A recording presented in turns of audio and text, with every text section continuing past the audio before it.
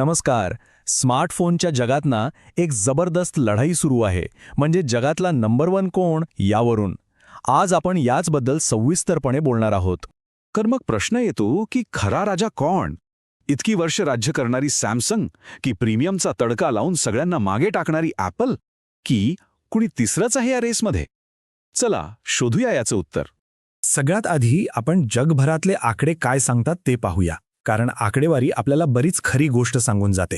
गेल्या 1-2 वर्षात म्हणजे 2023-24 मध्ये मार्केटमध्ये अक्षरशः उलथापालथ झालीये. जी स्पर्धा आधी बऱ्यापैकी एकतर्फी वाटायची ती आता इतकी जवळ आलीये की काही सांगायलाच नको. आणि इथेच बघा, एक मोठा ऐतिहासिक बदल झालाय. सॅमसंग, जी वर्षानुवर्षे मार्केटचा किंग होती, तिला ॲपलने पहिल्यांदाच जागतिक विक्रीत मागे टाकलं. ही स्मार्टफोन इंडस्ट्रीमधली खरंच खूप मोठी गोष्ट आहे. हा चार्ट बघा. ॲपल आणि सॅमसंगमधला फरक किती कमी आहे हे लगेच कळतंय. अर्थात त्यांच्या मागे शाओमी, ओप्पो, विवो आहेतच, पण खरी टक्कर ती फक्त या दोघांमध्येच आहे. पण प्रश्न हा आहे की ॲपलने हे केलं तरी कसं? अचानक असं काय झालं की ते टॉपवर पोचले? चला त्यांची स्ट्रॅटेजी जरा समजून घेऊया. ॲपलच्या यशामागे 4 मुख्य गोष्टी आहेत. पहिलं म्हणजे त्यांची प्रीमियम ब्रँड व्हॅल्यू. लोक ॲपलच्या नावासाठी जास्त पैसे द्यायला तयार असतात. दुसरं त्यांचं जबरदस्त iOS इकोसिस्टम. एकदा का कोणी ॲपलच्या दुनियेत आलं की बाहेर पडणं जवळजवळ अशक्यच. तिसरं अर्थातच आयफोनचा कॅमेरा आणि परफॉर्मन्स. आणि चौथं ग्राहकांची निष्ठा, म्हणजे एकदा आयफोन वापरला की लोक सहसा दुसऱ्या ब्रँडकडे जात नाहीत. आणि हेच वाक्य सगळं काही सांगून जातं. ॲपलची स्ट्रॅटेजी फक्त फोन विकण्याची नाहीये, तर प्रत्येक फोनमधनं जास्तीत जास्त नफा कमावण्याची आहे. आणि म्हणूनच विक्रीत जरी थोडाफार फरक असला तरी कमाईच्या बाबतीत ॲपल कित्येक मैल पुढे आहे.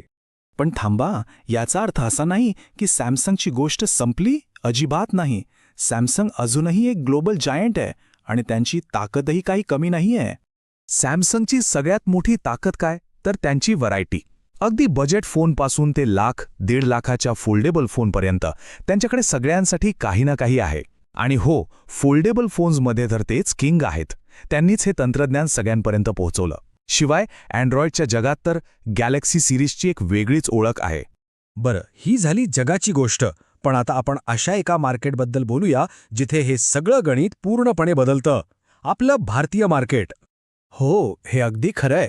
ग्लोबल मार्केटमध्ये जे चालतं तेच भारतात चालेल असं नाही. इथले नियम वेगळे आहेत आणि खेळाडूही.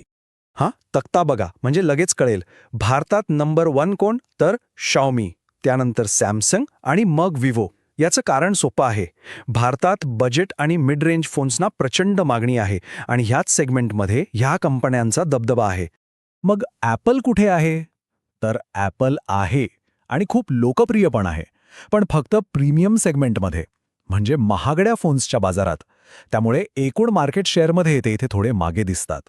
तर एवढं सगळं पाहिल्यानंतर आपण परत त्याच मूळ प्रश्नावर येतो. मग खरा टॉपर कोण? आणि याचं उत्तर खरं सांगायचं तर थोडं गुंतागुंतीचं आहे. ही लढाई एखाद्या बॉक्सिंग मॅचसारखी आहे. एका कोपऱ्यात आहे सॅमसंग, जो अनेक वर्षांचा चॅम्पियन आहे, जगभर ज्याचा दबदबा आहे. आणि दुसऱ्या कोपऱ्यात आहे ॲपल, एक असा चॅलेंजर ज्याने आपल्या स्मार्ट स्ट्रॅटेजीने नुकतीच आघाडी घेतली आहे. आणि जाता जाता एक प्रश्न, आपण टॉपर नक्की कोणाला म्हणणार? जो सर्वात जास्त फोन विकतो त्याला, की जो सर्वात जास्त नफा कमवतो त्याला, की मग भारतासारख्या मोठ्या मार्केटमध्ये जो जिंकतो तो खरा टॉपर? विचार करण्यासारखी गोष्ट आहे, नाही का?